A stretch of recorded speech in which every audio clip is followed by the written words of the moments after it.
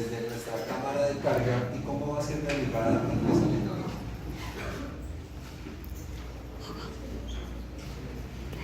En los diseños de nuestra boca toma dejamos una cámara con unos niveles que podían ser los niveles mínimos para las condiciones básicas de diseño o unas láminas máximas. Vamos a diseñar la conducción, esta aducción a presión con la lámina mínima. Esa es la que debemos definir.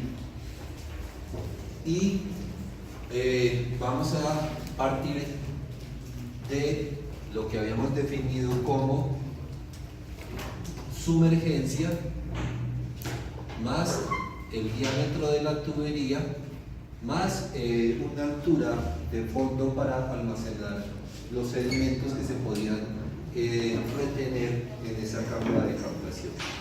Entonces, a partir de este nivel mínimo vamos a tener nuestra tubería.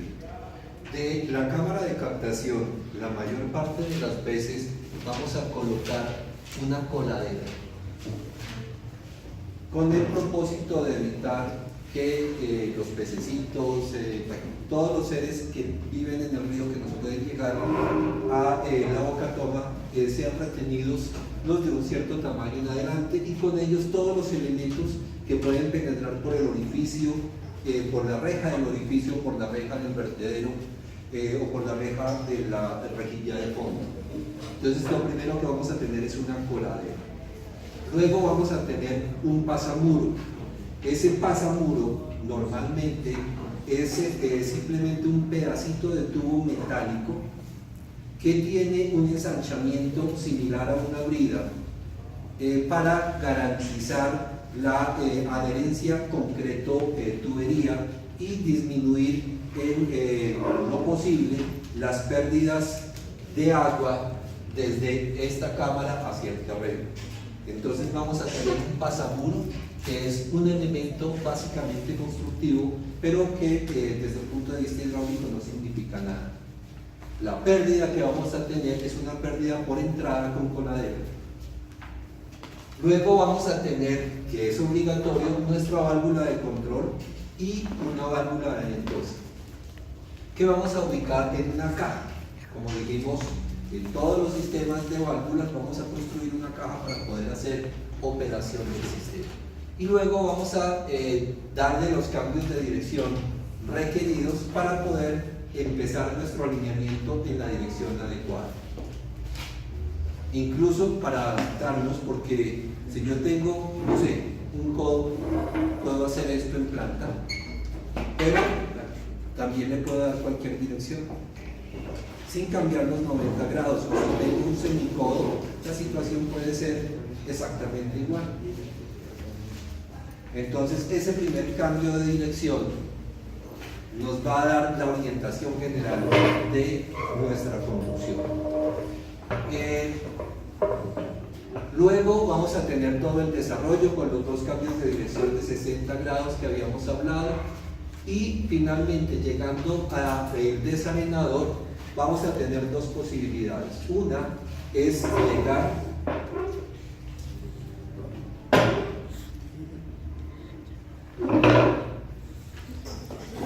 sumergido,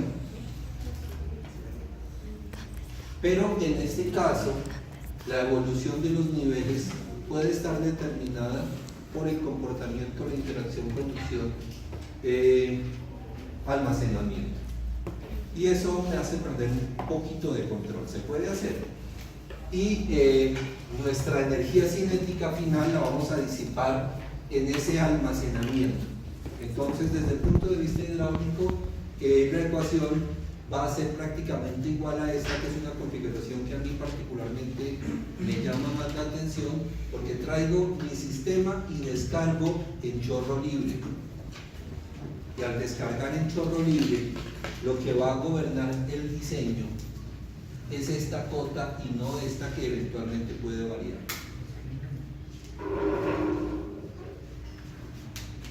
De acuerdo a las condiciones de caudal de entrada y de salida y al diseño de esta estructura hidráulica y su interacción con este sistema.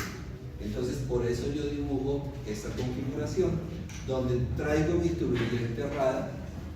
Voy a dejar siempre antes de cualquier almacenamiento una válvula de control, unos cambios de dirección que será 1, 2 y 3 codos para poder descargar libremente a una cierta cota. En la clase pasada había definido esta cota, o simplemente nuestro terreno al final está hacia la cota 503 del terreno. ¿Sí? Entonces, como tengo que dejar mi estructura sobre el terreno, voy a definir esto como la cota 503.5. El diseño de la boca toma me definirá este nivel. Teníamos a orillas del río una cota 520, entonces supongamos que esto es una cota, no sé, 518.7. Esa cota sale del diseño de la boca toma y ustedes ya la conocen. Ya diseñaron boca toma, tienen el nivel mínimo de la cámara de carga de acuerdo al diseño que definen. Entonces, esos van a ser nuestros puntos de partida. La conducción va a tener energía inicial 518.7, altura de posición final 503.5 en el planteamiento de nuestra ecuación. Preguntas. ¿Hasta ahí vamos bien? No sé, chicos. Bien. El primer paso en el cálculo es definir cuál es el material que vamos a utilizar. Ya dijimos que debemos tener en cuenta la economía, la facilidad de transporte, la facilidad de instalación, la vida útil, el tipo de suelo, el tipo de fluido que vamos a manejar. Entonces, aquí, con base en esas consideraciones, definí que este diseño lo voy a hacer en tubería de PVC, y de la tubería de PVC de los fabricantes tomé un catálogo que tiene RD 21, 26, 32, 5 y 41, que, como vimos, tiene una presión de servicio de 200, 160, 125 y 100 PSI, que nos da una altura de presión que pueden soportar de 70, 87, 112 y 140 metros columna de agua. Bien, mi sistema apenas sí tiene un desnivel de 15 metros, 15.2. Entonces, la presión estática que va a soportar no es muy grande. Entonces, puedo utilizar la más barata. Conclusión: en principio voy a utilizar RD 41, que es la que me soporta 70 metros columna de agua, mucho mayor que 20. Lo único que hice fue restar esas dos copias. Y mi factor va a ser mucho mayor que 1.3, que fue el factor mínimo que dejamos claro en la parte teórica. Voy a tener entonces limitaciones en diámetros. Voy a poder utilizar desde 4 hasta 12 pulgadas. 4, 6, 8, 10, 12 pulgadas son los valores comerciales que podría tener mi diseño, si es de RD 41. Si eventualmente necesitara 3 pulgadas, ya me tocó cambiar a RD 32.5, porque el 41 no lo fabrica. Y si me tocó utilizar 2,5, entonces debo cambiar a RD 26. Pero solamente para ese diámetro pequeño. Y lo mismo, si me tocase usar 2 pulgadas, que es el mínimo, entonces debe ser RD 41. Si el material seleccionado es PVC, debe ser fabricante. Los otros van a tener una oferta prácticamente igual. Profe, ¿qué es el RD? Relación diámetro-espesor. Señor. En la columna de P sobre gamma, ¿cómo se calculó? Simplemente pasé la presión a pascales y lo dividí por gamma. El gamma. Ahí pasé de PSI a pascales y dividí por gamma para tener metros columna de agua. Ok. De ese mismo catálogo puedo tener semicodos, que son los cambios de dirección de 90 grados, semicodos todos de 22.5, de 11.25 y de 6. Eso es lo que me ofrece ese catálogo. Puedo tener reducciones que se denominan bujes, y puedo tener en otros materiales válvula de pie si la necesito, en este caso no porque no tengo sistema de bombeo, válvulas de compuerta si vamos a tener 2, válvula de purga, eventualmente puedo requerir una, pero pues esto es en el lecho del río, me tocaría dejarla como una derivación en uno de estos puntos. También puedo tener válvulas de ventosa. Tenemos una al inicio. Nuestra conducción es de unos 700 metros. Entonces, en teoría no requeriría otra por distancia, pero de acuerdo a la configuración del terreno, de pronto sería conveniente tener una aquí para retirar lo que se me pueda acumular en todo este recorrido. Podría ser una por acá y otra por acá, no necesariamente en el punto más alto, porque aquí no tengo esos pasos altos. Voy a tener una salida, efectivamente, una descarga libre. Voy a tener una entrada y voy a tener una coladera. Entonces voy a definir exactamente los accesorios.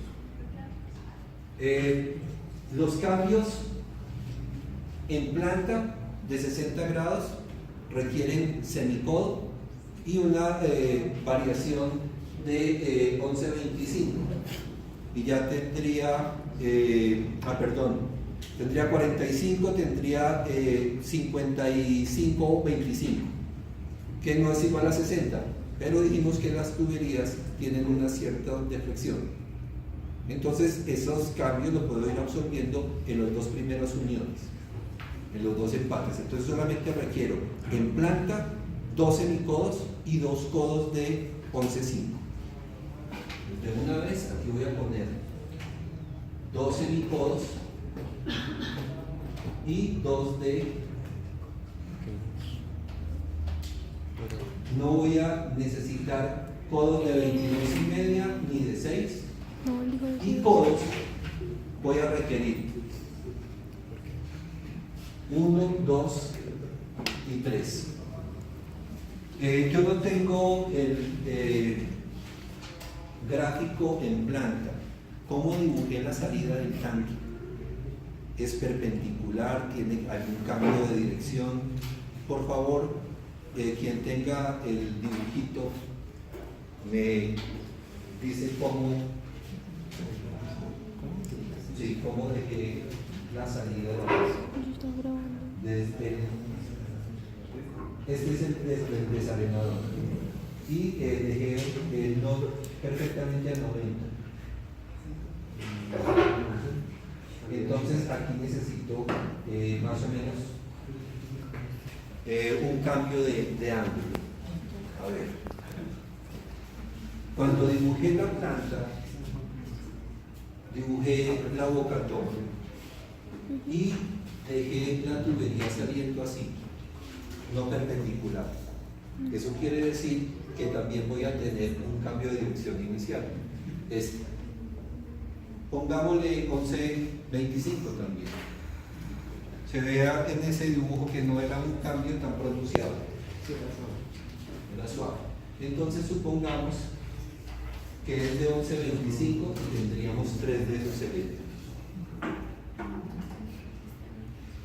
A ver, entonces ya tengo los cambios de dirección. Válvulas de compuerta, una al inicio y otra al final. Tengo 2. Válvula de purga, no sé, es demasiado plano. Realmente no creo que requiera en este sistema en particular una purga. No tengo un punto bajo tan pronunciado y el que tengo va a estar bajo el lecho del río si lo voy a hacer subsolado. Y ahí no sería práctico dejar una ventosa enterrada, podría ser una mega cámara para poder entrar y desculpar ese sistema. Si fuese a utilizar un paso aéreo, de pronto sí podría tener antes del paso y después del paso una purga para retirar los sedimentos que se me pueden acumular debido a las dos pendientes antes y después. Voy a plantear cero purgas y voy a dejar la ventosa inicial y otra ventosa intermedia, la que les dije aquí. Vamos a ponerla acá.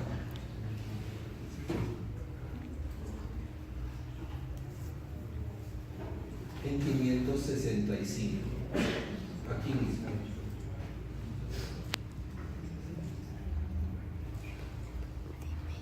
Voy a tener una descarga libre, voy a tener una entrada y voy a tener una colada. Entonces, el paso siguiente es tomar mi cuaderno de coeficientes de pérdida y mirar qué es lo que mejor se adapta a la situación de los accesorios del fabricante.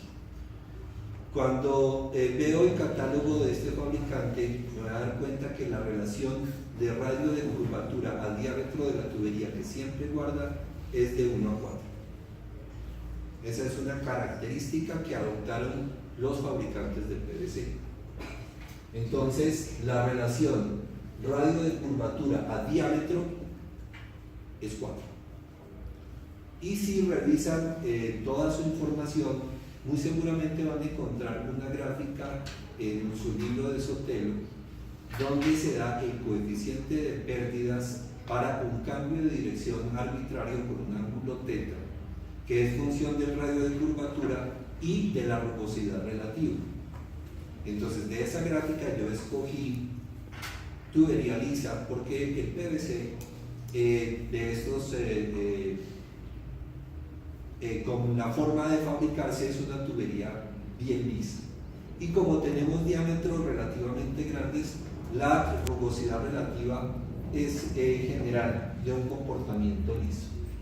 Entonces, para esa rugosidad relativa, que es bastante lisa, para cambios de dirección θ de 90, que es un codo, 45 un semicodo, 22 5 11 25 y 6 grados, para una relación R sobre D de 4, el coeficiente K de esa tabla era de 0.11, que se multiplica por θ sobre 90. Entonces, me da 0.11, 0.055, 0.028, 0.014 y 0.007 como coeficiente de pérdidas por codo, semicodo, 22.5, y ahí me. Entonces, cada uno de esos va a significar esa pérdida de energía como coeficiente de pérdida.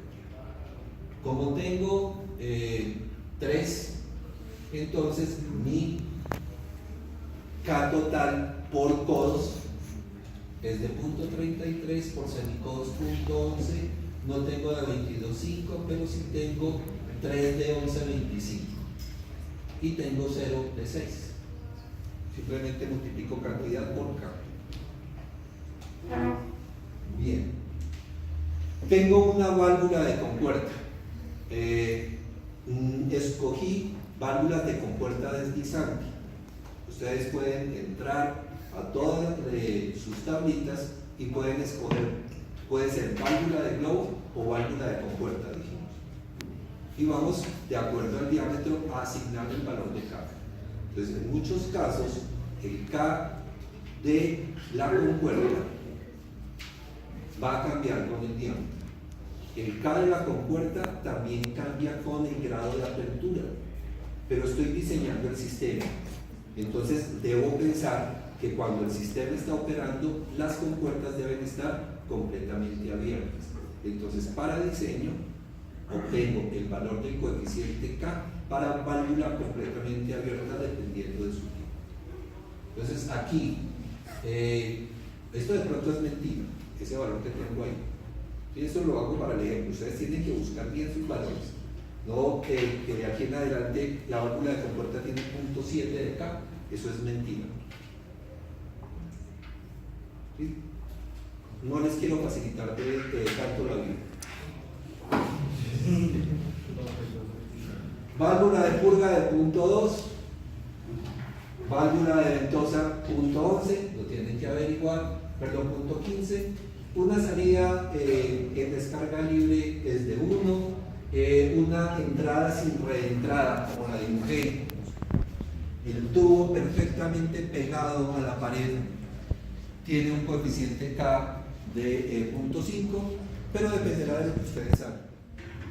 Si de pronto dejan el tubo metiéndose un poco dentro de la cámara, eso les va a aumentar las pérdidas. Y depende del espesor de la tubería, del tamaño de la reentrada, entonces las cosas no van a ser tan sencillas. Deben asegurarse cómo es la entrada. Hay también entradas acampanadas que puede conseguir uno en el mercado, con un cierto radio de curvatura, disminuye el valor de K. Siempre que disminuyen los valores de K, seguramente en su diseño van a ahorrar algo de energía que estará representado de pronto en algo de diámetro. Entonces sería de pronto en algunos casos conveniente ponerse a escoger bien algunos accesorios importantes. Bueno, y la coladera. La coladera aquí le asigné 0.8. A cada accesorio en esas tablas le encuentro su valor de K. Bien. Luego voy a sumar todas mis coeficientes K. ¿De acuerdo? Bien. Y vamos a hacer la siguiente tablita. Sistema de tubería en serie para conducción sedimentadora en la planta de potabilización. Lo primero que debo conocer es la temperatura del fluido. Normalmente la temperatura del agua es un par de grados por debajo de la temperatura medio ambiente. Entonces, si tienen información meteorológica, pueden determinar la temperatura media diaria y restarle un par de grados y tener de una forma aproximada la temperatura del agua. Cuando se está haciendo un trabajo de consultoría, dentro de la toma de muestras está la determinación de la temperatura del fluido. Entonces ese dato lo debemos tener. Vamos a suponer que son 15 grados Celsius. Para esos 15 grados Celsius, la densidad es ¿de cuánto?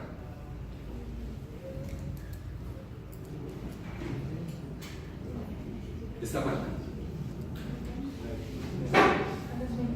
Ahí está mal. No me la sé. Ya, vamos a dejar así. La viscosidad cinemática sí está bien. Para 15 es 1.141 porque es a la menos 6 metros cuadrados sobre segundo. El caudal de diseño. Nuestro caudal de diseño es el caudal máximo diario, ampliado en las densidades de desalinador más las de planta. ¿De acuerdo? Entonces va a ser 0.018 si no me acuerdo mal, en el ejercicio de aducción libre le sumamos un 25%. Entonces, pongámosle ese 25% más. Aquí, en teoría, no voy a tener pérdidas por exfiltración porque mis conducciones a presión deben ser estancas. Si las construyo bien, deben ser estancas. Es posible que con el tiempo se pierda aire. Entonces, si lo quieren considerar, agreguen un poquito más. Pero decirles cuánto pierde un sello de una tubería de PVC no se los puedo decir. Y mucho menos con el tiempo. Entonces, dejémoslo así, que esté englobado en ese valor general. Mi altura de energía inicial es 518.7.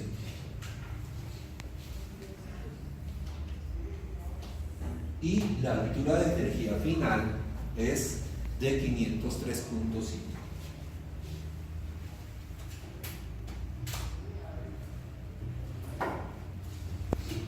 Entonces tenemos un delta H de 15.2 metros y por fluir desde el desarenador desde la cámara de captación hasta el desarenador va a consumir una potencia de 3.35 kilovatios. Entonces, esto es simplemente para dejar conciencia. Cuando hacemos un transporte a presión, también hay consumo de energía, pero esa no la provee nuestro medio ambiente, la diferencia de voltios.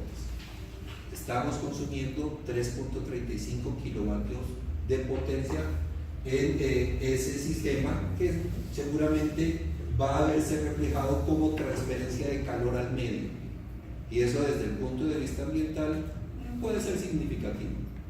Estamos consumiendo energía de la naturaleza y le estamos entregando una cierta cantidad de calor. Dije que iba a diseñar con RDE41, esa va a ser mi especificación inicial, y mi tubería tiene una longitud de, en principio en planta me dieron 695, pero voy a tener que hacer esto. Entonces, cuando tenga mi sistema y esté haciendo el dibujito, debo determinar bien esa longitud adicional a partir del punto de llegada a este sistema. Aquí no voy a tener que agregarle mucho porque de una vez parto enterrado. Aquí vengo enterrado 0.6 o 1 metro o un poco más y tengo que salir. Entonces voy a suponer que esto es más o menos, no sé, 1,50 metros adicionales. Entonces tendré 696.5.